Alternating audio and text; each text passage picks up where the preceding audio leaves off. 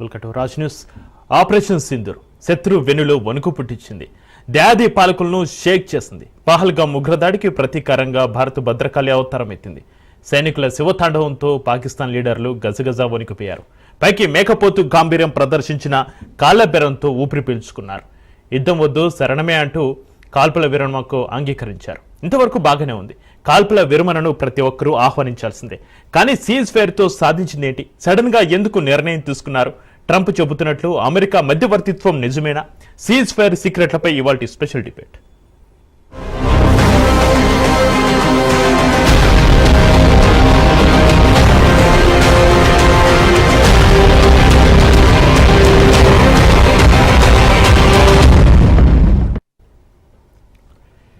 కాల్పుల విరమణ అంటూనే కాల్పులకు తెగబడింది పాక్ ఆర్మీ. డీల్ కుదిరి 4 గంటలు కాకుండానే ఉల్లంఘనకు పాల్పడింది.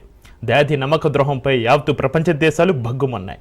దీంతో ధీటుగానే సమాధానం ఇచ్చింది ఇండియా. ఆపరేషన్ సింధూర్ ఆగదు, ఆపరేషన్ సింధూర్ను ఆపట్లేదంటూ ప్రకటించింది. పాక్ ఐఎస్ఐ అంటుతో రెచ్చిపోతున్న ఉగ్రవాదుల ఏరివేతే లక్ష్యంగా అడుగులు వేస్తోంది భారత్.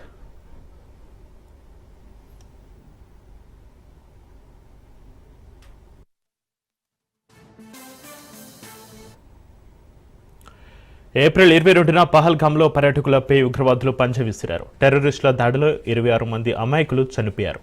కళ్ల ముందే భార్యలు తమ భర్తలను కోల్పోయారు. దీంతో ఆపరేషన్ సింధూర్ పేరుతో ఉగ్రవేట సాగించింది ఇండియా. పాకిస్తాన్ ఉగ్ర స్థావరాలపై మెరుపు దాడి చేసింది. ఇరు దేశాల మధ్య ఉధృత పరిస్థితులు నెలకొన్నాయి. దాడి చర్యలకు ధీటుగా ఎదుర్కొంటుంది ఇండియన్ ఆర్మీ. మెరుపు దాడులతో పాక్ రక్షణ వ్యవస్థపైనే దాడులు చేస్తుంది. ఫైటర్ జెట్లు, 100 కొద్ది డ్రోన్లు, క్షిపణులను నేలమట్టం చేస్తుంది. దీంతో సైనికంగా, ఆర్థికంగా దాది బలహీనపడింది.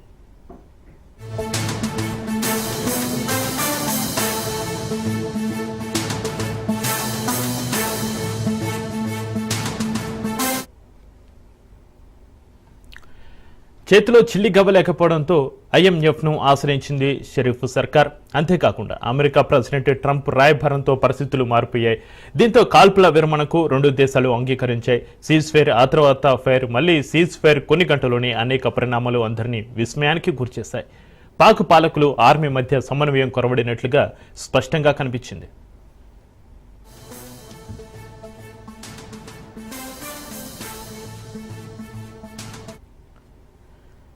పక్కలో బల్లెంలా మారిన పాక్ ఆట కట్టించాలని ప్రజల నుంచి డిమాండ్లు వెలువెత్తిన కేంద్రం సంయమనం కోల్పోలేదు.